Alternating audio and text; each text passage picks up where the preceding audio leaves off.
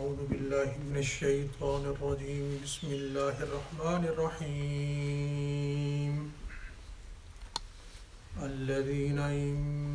مكناهم في الأرض أقاموا الصلاة وآتوا الزكاة وأمروا بالمعروف ونهوا عن المنكر ولله عاقبة الأمور وإن يكذبوك فقد كذبت قبلهم قوم نوح وعاد وثمود وقوم إبراهيم وقوم لوط وأصحاب مدين وكذب موسى فأمليت للكافرين ثم أخذتهم فكيف كان نكير صدق الله العلي العظيم اللهم صل على سيدنا محمد وعلى آل سيدنا محمد كما صليت على إبراهيم وعلى آل إبراهيم إنك حميد مجيد اللهم بارك على سيدنا محمد وعلى آل سيدنا محمد كما باركت على إبراهيم وعلى آل إبراهيم إنك حميد مجيد. میرے انتہائی قابل احترام بزرگوں، بھائیوں اور اپنے اپنے گھروں میں بیٹھ کر سننے والی ماں اور بہنوں، ابھی اس وقت درس قرآن دیا جا رہا ہے، اس کا آغاز ہو رہا ہے۔ یہ اللہ تبارک و تعالیٰ کا کلام دنیا کی ہر چیز، حتیٰ کہ کعبۃ اللہ، حتیٰ کہ عرش، حتیٰ کہ ملائکہ، وہ ساری کی ساری مخلوق ہیں، وہ ساری کی ساری مخلوق ہیں، ان کو پیدا کیا گیا ہے، لیکن یہ اللہ تبارک و تعالیٰ کا کلام، اس کو یہ شرف حاصل ہے کہ یہ اللہ کی ذات سے نکلا ہے، یہ مخلوق نہیں ہے۔ اسی بات پر امام احمد بن حنبل رحمۃ اللہ علیہ کو سزا دی گئی، ان کو قید کیا گیا، ان کو کوڑے مارے گئے۔ خلیفہ وقت نے کہا کہ قرآن مخلوق ہے، اور حضرت امام احمد بن حنبل رحمۃ اللہ علیہ نے اس کا ڈٹ کر مقابلہ کیا اور فرمایا کہ نہیں، قرآن مخلوق نہیں ہے، یہ غیر مخلوق ہے، یہ اللہ کے ساتھ سے نکلا ہوا ہے۔ تو یہ کتنا اللہ تبارک و تعالیٰ کا ہمارے اوپر کرم ہے، یہ اس کی مہربانی ہے کہ جو چیز اللہ کی ذات سے نکلی ہے، یعنی اس کا کلام، اللہ تبارک و تعالیٰ نے ہمارے آقا پاک صلی اللہ علیہ وسلم کی وساطت سے آپ کے ذریعے ہم تک یہ کلام پہنچایا، اور آج ہم اللہ تبارک و تعالیٰ کے کلام کی تلاوت کرنے کا شرف حاصل کرتے ہیں۔ کہتے ہیں کہ اگر اللہ تبارک و تعالیٰ سے آپ نے گفتگو کرنی ہے تو نماز شروع کر دیں۔ نماز کے اندر مومن اللہ سے ہم کلام ہو رہا ہے، گفتگو کر رہا ہوتا ہے اللہ تبارک و تعالیٰ سے۔ اگر آپ چاہتے ہیں کہ اللہ آپ سے کلام فرمائیں تو قرآن پاک کی تلاوت کریں۔ اگر آپ چاہتے ہیں کہ اللہ تبارک و تعالیٰ آپ سے کلام کرے تو پھر آپ قرآن پاک کی تلاوت کریں۔ علامہ اقبال رحمۃ اللہ علیہ نے ایک جگہ وہ بیان کرتے ہیں کہ جب میں بچہ تھا، چھوٹا تھا، تو میں قرآن پاک کی تلاوت کرتا تھا، تو میرے والد نے مجھے یہ نصیحت کی کہ بیٹا جب تم قرآن پاک تلاوت کرو تو اس وقت یہ تصور کرو کہ اللہ تبارک و تعالیٰ تجھے مخاطب ہے۔ تو فرمانے لگے کہ جب میں نے اس پر عمل شروع کیا اور جب بھی میں قرآن پاک پڑھ رہا ہوتا تو میں یہی تصور کرتا کہ ابھی اس وقت اللہ مجھ سے مخاطب ہے۔ تو فرماتے ہیں کہ جب سے میں نے یہ طریقہ شروع کیا قرآن پاک تلاوت کرنے کا تو اس کی لذت مجھے اور محسوس ہوئی۔ تو دعا فرمائے اللہ تبارک و تعالیٰ مجھے بھی اور آپ کو بھی اس کی تلاوت کی توفیق عطا فرمائے، اور اس انداز سے تلاوت کریں کہ ہم اس وقت ہمارے دل و دماغ کے اندر یہ بات چاہیے ہو کہ ہمارا رب ہم سے کلام کر رہا ہے۔ ابھی اس وقت جس صورت کا درس اور جس صورت کی تفسیر چل رہی ہے وہ صورت حج ہے، اور جن آیات کریمہ کی میں نے ابھی اس وقت آپ کے سامنے تلاوت کی ہے، ان کے اندر اللہ تبارک و تعالی نے ایک پیشن گوئی بقول حضرت عثمان غنی رضی اللہ تعالی عنہ کے کہ ثناء قبل بلاء، کہ اللہ تبارک و تعالی نے ایسے اشخاص اور ایسی شخصیات کے جن سے ابھی وہ عمل نہیں ہوا، ابھی تک اس عمل کا وجود میں ظہور نہیں ہوا، وہ عمل ابھی ان سے ہوا نہیں، لیکن عمل کے ہونے سے پہلے اللہ نے ان کی تعریف کر دی۔ اللہ تبارک و تعالی نے ایک ایسا عمل کہ جو ابھی وجود میں نہیں آیا، جو اس کو کرنے والے تھے انہوں نے ابھی اس عمل کو نہیں کیا، لیکن قبل اس وجود اللہ تبارک و تعالی نے اس عمل کی عمل کرنے والوں کی تعریف فرما دی۔ تو آپ اسے اندازہ لگائیں کہ وہ شخصیات، وہ ہستیاں کہ جن کے عمل کی ابھی ان عمل نہیں کیا اور ان کی عمل کی تعریف اللہ خود کر رہے ہیں، تو وہ شخصیات ان کا کیا مقام ہوگا اللہ تبارک و تعالی کی بارگاہ کے اندر، اور اللہ کے نبی آقا پاک صلی اللہ علیہ وسلم کی نگاہ کے اندر ان کا کیا مقام ہوگا۔ آپ کو یاد ہوگا کہ گزشتہ درس کے اندر جن آیات کریمہ کی تلاوت کی گئی اور جن کی تفسیر درس بیان کیا، ان کے اندر یہ تھا کہ اللہ تبارک و تعالی نے فرمایا کہ ہم نے اہل ایمان کو کفار سے لڑنے کی اجازت دے دی ہے۔ مکہ کے اندر، مکی زندگی کے اندر صرف حکم یہی تھا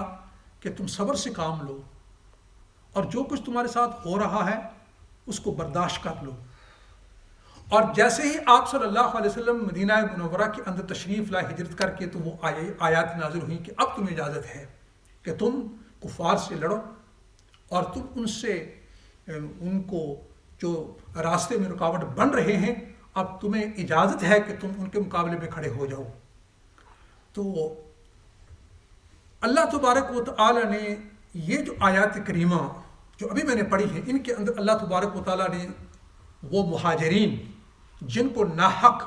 اپنے گھروں سے، اپنے وطن سے نکالا گیا، ناحق بغیر حق، یعنی ان کا کوئی جرم نہیں تھا، صرف ان کا جرم کیا تھا کہ انہوں نے کہا تھا کہ اللہ تبارک و تعالی ہمارا رب ہے، ہم اس کے سوا کسی کی عبادت نہیں کریں گے، اس کے سوا کسی کے سامنے سر نہیں جھکائیں گے، یہ ان کا جرم تھا۔ کفار نے اس بات پر کہ یہ اللہ کو کیوں پوجتے ہیں اور جو بت ہم نے بنا رکھے ہیں اپنے ہاتھوں سے ان کی پوجا کیوں نہیں کرتے، اس جرم پر انہوں نے ان کو نکالا مکہ سے اور ان کو نکلنا پڑا۔ تو اللہ تبارک و تعالی نے فرمایا تھا کہ یہ بغیر حق اخرجوا بغیر حق، یعنی ان کا کوئی جرم نہیں تھا، نا حق ان کو نکالا گیا وہاں سے۔ تو اللہ تبارک و تعالی نے فرمایا کہ یہ جو نکلنے والے ہیں، یہ جو مہاجرین ہیں جو اپنا وطن چھوڑ کر آئے ہیں، مدینے کے اندر آئے ہیں، الذین ان مکناہم فی الارض،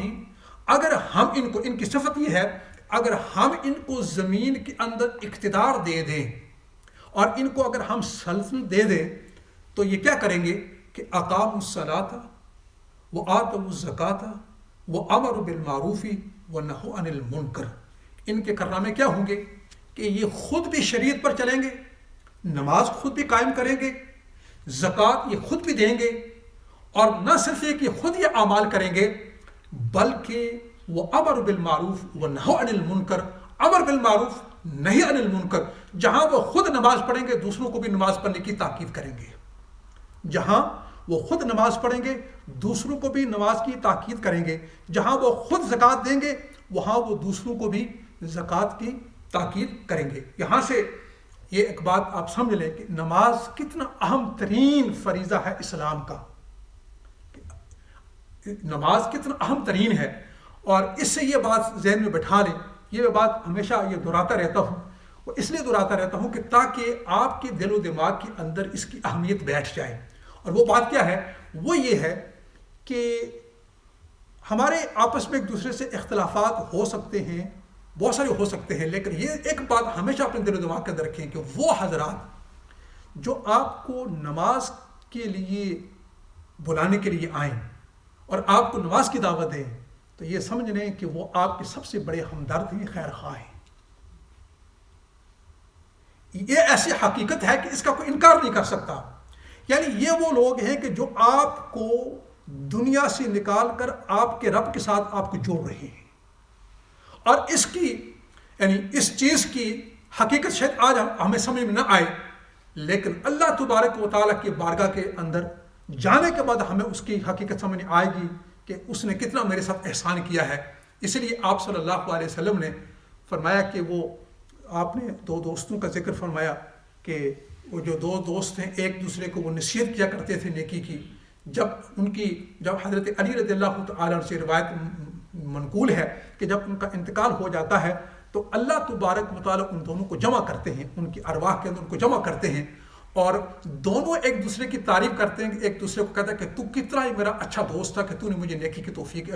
نیکی کی تو نے مجھے تلقین کی، نیکی کی طرف تو نے بلایا، میں نے نیکی کی، تو نے مجھے نیکی کی طرف بلایا، میں نے نیکی کی، اب اس کا ثمرہ مجھے یہ مل رہا ہے کہ میں اللہ کے عذاب سے بچ گیا ہوں اور یہاں جنت کی نعمتوں سے میں مالا مالا ہو گیا ہوں. تو اس وقت ہمیں اس کی قدر ہوگی. آج شاید ہمیں اس کی قدر نہ ہو، اور اس کی وجہ یہی ہے، اس کی قدر اس لیے نہیں ہوتی کہ ہمارے دل و دماغ کے اندر دنیا اتنی چھائی ہوئی ہے، دنیا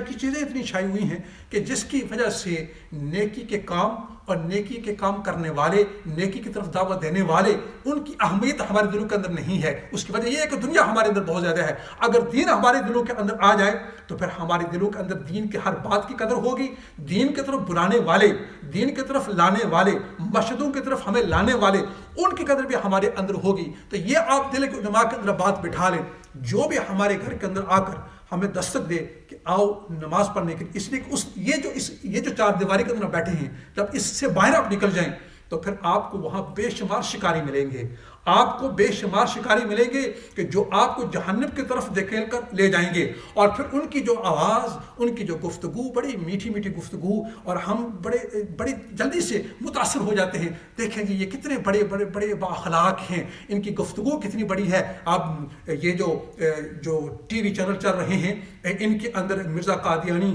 اس کی جو جماعت ہے، بڑے ہی اچھے لہجے کے اندر بڑے پیارے محبت کے ساتھ جو ہے آپ سے گفتگو کریں گے. وہ جو غامدی ہے جو قادیانیوں کی وکالت کرتا ہے، وہ جب گفتگو کرے گا کتنا ہی پیارے انداز میں گفتگو کرتا ہے، کتنی میٹھی میٹھی باتیں کرتا ہے. وہ میٹھی باتوں کے ذریعے سے ہمیں جہنم کی طرف دھکیل رہا ہے. لیکن افسوس یہ ہے کہ جو ہمارے گھروں میں آ کر ہمیں نماز کی طرف بلاتے ہیں، شاید ہم ان سے ناراض ہو جاتے ہیں. ہم یعنی ان کے خلاف آوازیں اٹھانا شروع کر دیتے ہیں، ان کا مذاق اڑانا شروع کر دیتے ہیں. میں آپ کو یہ بات ایک پھر کہہ دیتا ہوں کہ ایک ہونا ہے گنہگار، ایک دوسری بات ہے کسی دیندار کی اس کا استہزاء کرنا، اس کا مذاق اڑانا، دین کی کسی بات کا مذاق اڑانا. یہ انسان کو دائرہ اسلام سے خارج کر دیتا ہے. انسان خود برا ہو، برائیاں کرتا ہو،